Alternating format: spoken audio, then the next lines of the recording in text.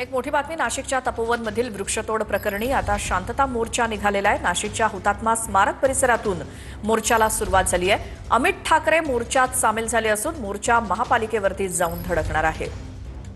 नाशिकमधल्या तपोवन इथल्या वृक्षतोड प्रकरणामध्ये अमित ठाकरे यांच्या नेतृत्वाखाली मोर्चा निघालाय आणि तोही शांतता मोर्चा। हा मोर्चा महापालिकेवरती जाऊन धडकणार आहे।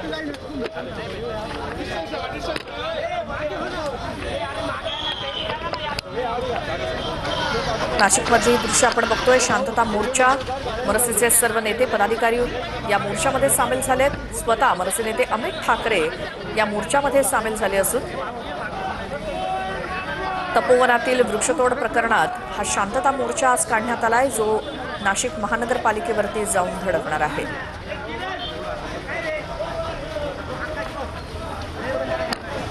नाशिकमधला अमित ठाकरेंचा हा मोर्चा आपण थेट बघतोय। तपोवनमधील वृक्षतोड प्रकरणामध्ये अमित ठाकरे असतील, आदित्य ठाकरे असतील यांनी स्वतः भेट देऊन या संदर्भात निषेध केलेला होता आणि आज पुन्हा एकदा नाशिकमधल्या तपोवनातील वृक्षतोड प्रकरणाचा निषेध करत अमित ठाकरे यांनी मोर्चा काढलेला आहे। नाशिकमध्ये कुंभमेळ्याच्या पार्श्वभूमीवर वेगवेगळी विकास कामं सुरू आहेत आणि या संदर्भात तपोवनमधील वृक्षतोड प्रकरणी अमित ठाकरे यांच्या नेतृत्वात नाशिकमध्ये आज शांतता मोर्चा निघालेला आहे। नाशिकच्या हुतात्मा स्मारक परिसरापासून मोर्चाला सुरुवात झाली, तो थेट नाशिक महानगरपालिकेवरती मोर्चा जाऊन धडकणार आहे।